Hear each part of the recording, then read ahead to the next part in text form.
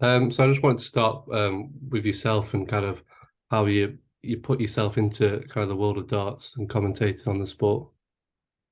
A sort of roundabout way, really. So I studied sports journalism at uni. I went when I was 23, graduated when I was 26.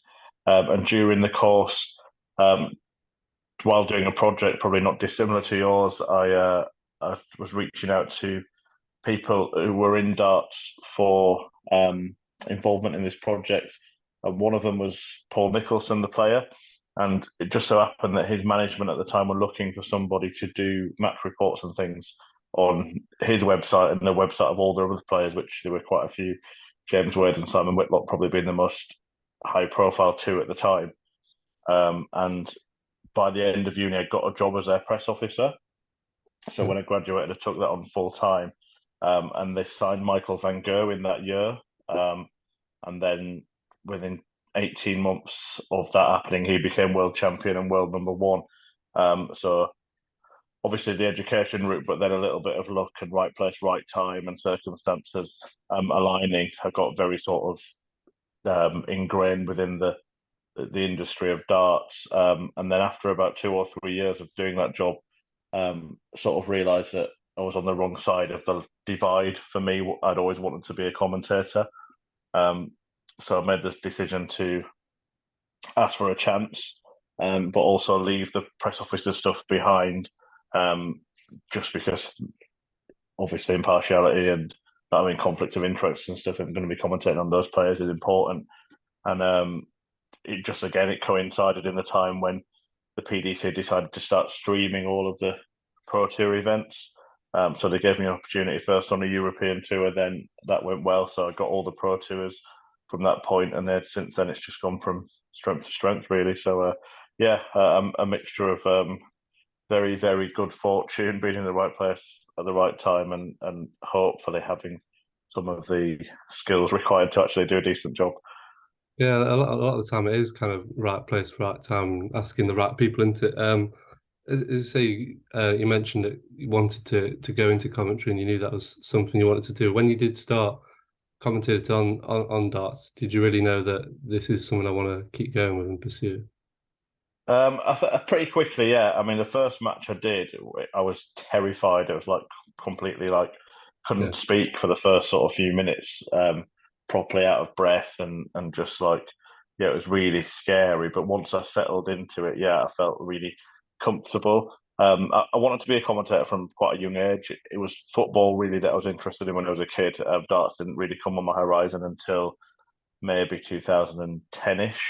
But yeah, I think that was probably lucky as well, looking back, because I've become really interested in something, and when something's quite new to you, you probably are into it more than if it's just been part of your life all the time. So again, it aligned with the time I was at uni and stuff, which is why I did a project on that, and everyone else was doing football, and ended up getting quite low level sort of people at low level clubs, and where I was getting like Phil Taylor and Barry Hearn and stuff for my projects. And I was lucky, yeah, but sorry, that's digressing a little bit. Um, but yeah, so I felt like because when I was a kid, I wanted to be a football commentator, and I used to like commentate while I was watching football or playing computer games and things. I guess without realizing it, I've sort of been practicing all my life for it. So I do feel like I settled in relatively quickly. And obviously, listening to other commentators and learning how they do it and maybe what might not come across so well, try not to do that. And without copying anyone, just sort of understanding what I think makes good commentary. Half the time, I think it's if I'm sitting at home as a fan, um, what sounds good to me, because at the end of the day, that's the same people that I'm sort of talking to. Yeah, well, funnily enough, I do work commentating for like a non-league club not far from where I'm in Liverpool, and like it's like when I first started, I found it like you say like really nerve-wracking because it's like the first time you Mm. did it. But the fact that like I'm familiar with the sport kind of made it so you kind of progress it yourself. Did you also have that with darts because you're a big fan of the sport? You kind of just as you say when you're doing it on your own in your own home, it kind of just comes naturally.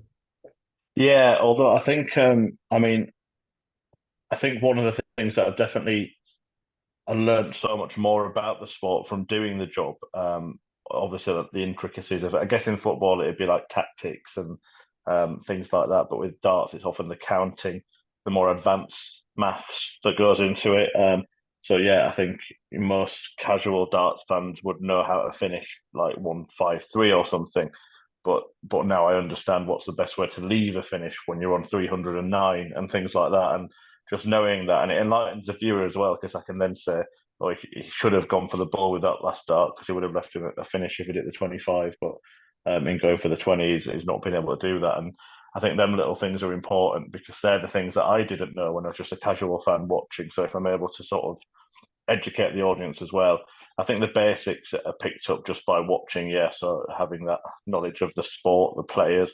I don't envy you as a football commentator, to be honest, because I've only got to ever prepare for two players that are playing that match when Yeah, you've got 22 and all the subs and everything like that. But yeah, I think I think there's a big part of like having passion for it, having learnt about it almost unconsciously by watching it, but then being very aware that that's only a small percentage of the amount of knowledge you need, because the point of view, I suppose, speaking to the audience is that you know more than them and are relaying that information to them.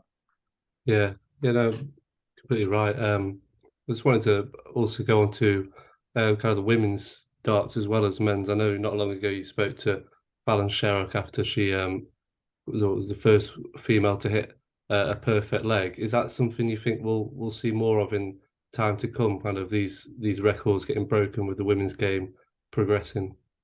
Yeah, absolutely. I think that the women's game is probably in a similar place to, in terms of the PDC anyway, in a similar place to where the men's game was maybe in the early part of the century.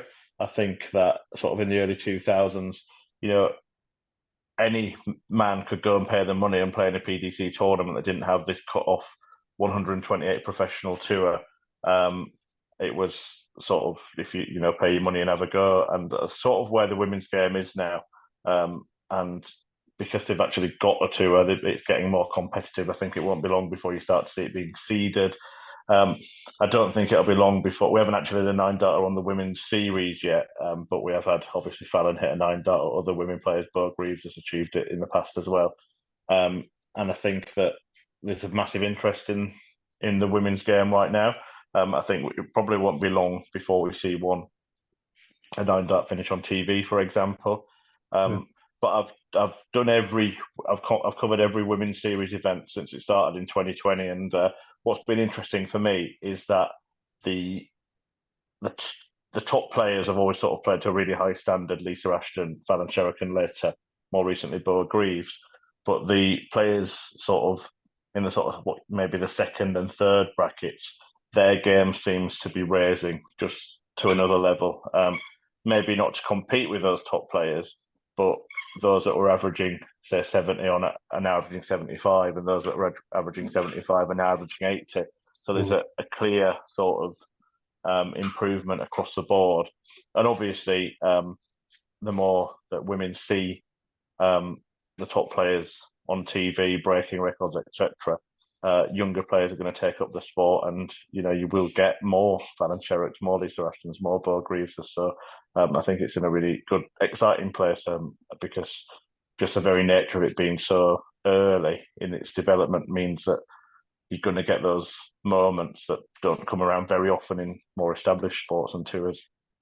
Yeah, I think it also suggests that like 'cause I've seen online here and there like a bit of unfair criticism going towards female players, but it's clear that the quality is there, as you can see with the nine dart legs, and the average is rising. Not like you say, not only in the with the top players, but in the second and third brackets as well.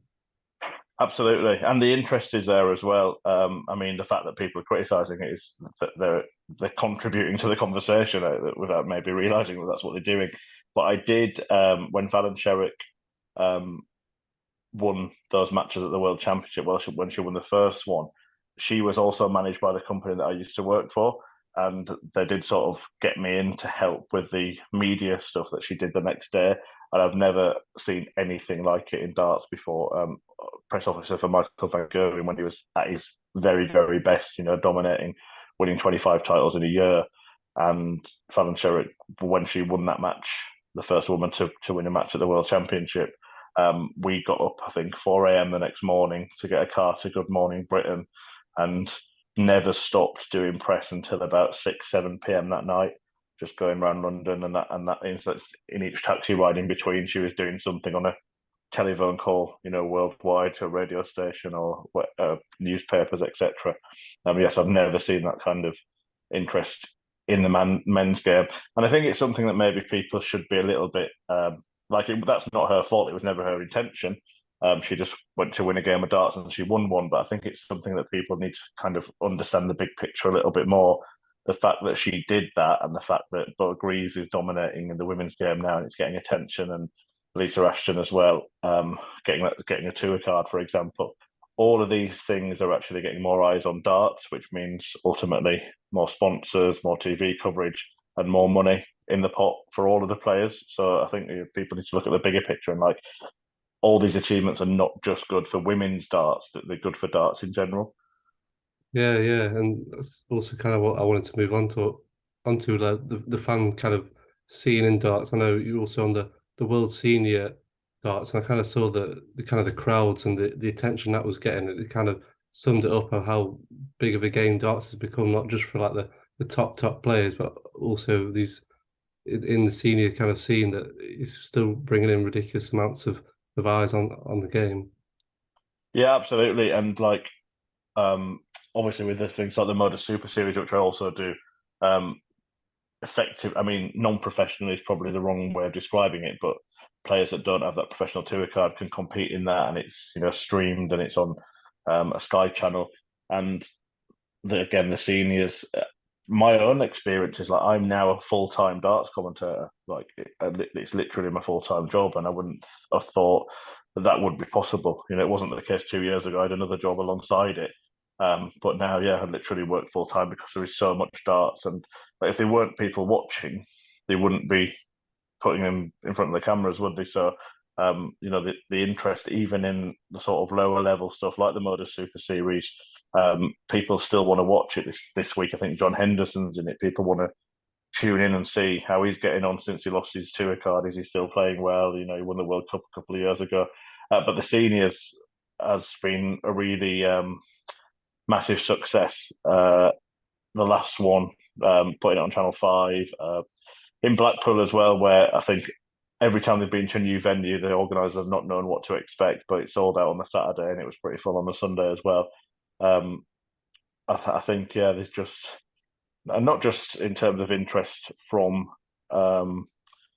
viewers and audience and fans, but also the players. They did that golden ticket qualifier, and like about 100 players turned up to play in it for one spot over the age of 50. So I think it's just a game that seems to capture the imagination of people participating or watching. Yeah, yeah. And I just wanted to finish off with kind of a kind of a more personal question for yourself. What are Mhm. your sort of ambitions? Obviously, you do, and as you say, you ended up being full time on the darts commentary. Is that something you're just gonna continue pursuing? Is it something you're enjoying? Yeah, definitely. I mean, obviously, like in any profession, I'd like to be doing the biggest matches in the biggest tournaments. I've sort of had the privilege of commentating for Talksport on the World Championship and the World Match Play, which are sort of two of the most prestigious tournaments in darts. And I sort of like to do more of that because, again, radio is a very different medium. But eventually, whether it's with Sky or ITV, or whether it moves to different channels, or there's a different sort of way of it being broadcast in the future, I would ultimately like to be regularly commentating on those types of tournaments: Premier League, World Match Play, World Championship. But if that never happened and I just carried on doing what I was doing for now for a good few years, then I'd be very happy with that as well. Being privileged to cover Lakeside last year, the World Seniors Championship, commentated on the first ever women's world match play for TalkSport, and managed to sort of call in some really important moments in people's lives. You know, Bo Greaves winning her first World Championship aged 18, Robert Thornton winning the World Seniors Championship for the first time and the second time, actually, which was massive. But the first one was alongside John Gwynn, which sadly turned out to be his last ever commentary. But as a sort of hero of mine as a darts commentator and football commentator growing up, to be sat alongside him then was something special. So I've already had so many like fantastic moments in my career that anything's a bonus. And I guess my attitude towards it is I just do the best job I can. And if those things happen, then fantastic. But if they don't, then it's kind of out of my control. But yeah, ultimately, if I could have one World Championship final, then that'd be nice.